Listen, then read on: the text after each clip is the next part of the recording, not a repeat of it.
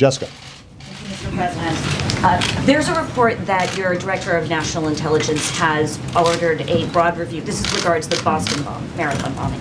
That your DNI has ordered a broad review of all the intelligence gathering prior to the attack. There's also a series of senators, Susan Collins, Saxby Chambliss, Lindsey Graham, who allege that all these years after 9/11, there still wasn't enough intelligence shared prior to the attack. And now Lindsey Graham, who is a senior member of the Armed Services Committee, has said that Benghazi and Boston are both examples of the U.S. going backwards on national security. Is he right, and did our intelligence miss something? No, Mr. Graham is not right on this issue, although I'm sure it generated some headlines. I think that what we saw in Boston was state, local, federal officials, every agency, rallying around a city that had been attacked, identifying the perpetrators just hours after the scene had been examined. We now have one individual deceased, one in custody. Charges have been brought. I think that all our law enforcement officials performed in an exemplary fashion after the bombing had taken place, and we should be very proud of their work. As obviously we're proud of the people of Boston, and all the first responders and the medical personnel that helped save lives. What we also know is that the Russian intelligence services had alerted U.S. intelligence about the older brother, as well as the mother, indicating that they might be sympathizers to extremists. The FBI investigated that older brother. It's not as if the FBI did nothing. They not only investigated the older brother, they interviewed the older brother.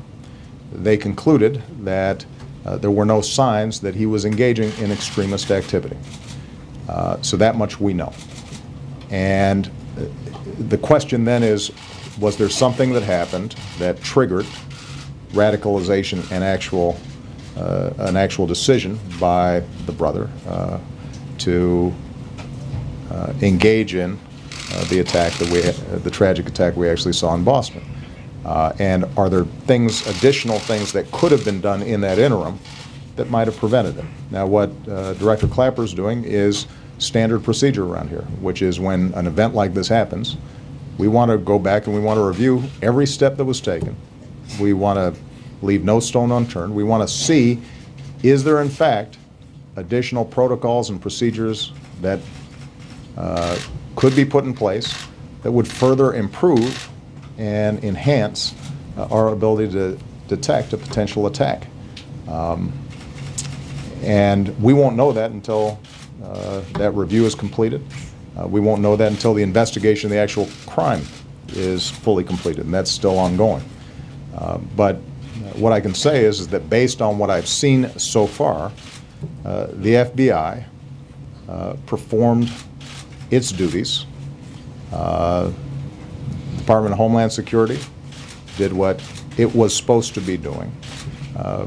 But this is hard stuff.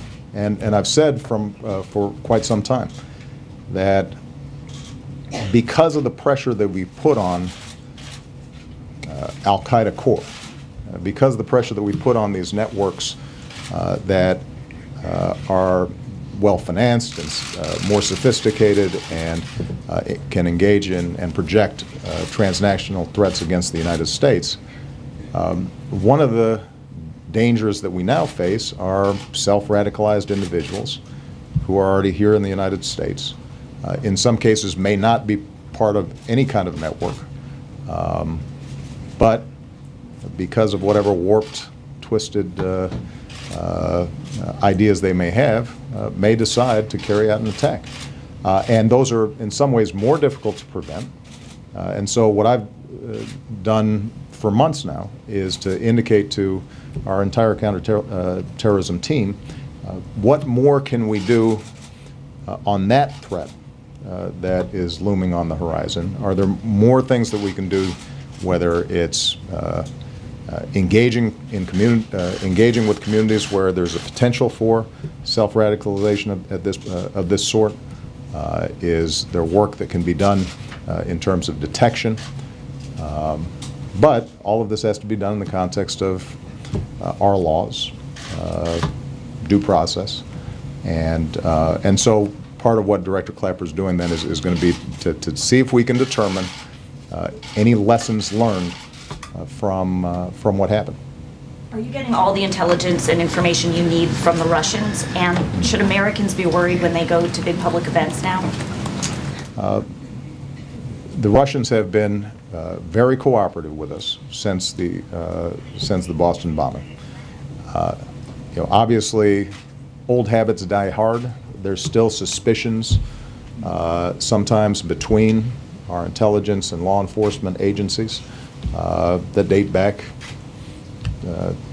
10, 20, 30 years, back to the Cold War. But they're continually improving. I've spoken to President Putin directly. He's committed to working with me to make sure that those who report to us are cooperating fully in not only this investigation, but how do we work on counterterrorism issues generally. In terms of what the response of the American people, I think everybody can take a cue from Boston. You don't get a sense that anybody's intimidated when they go to Fenway Park a couple days after the bombing. There are joggers right now, I guarantee you, all throughout Boston, Cambridge, and Watertown.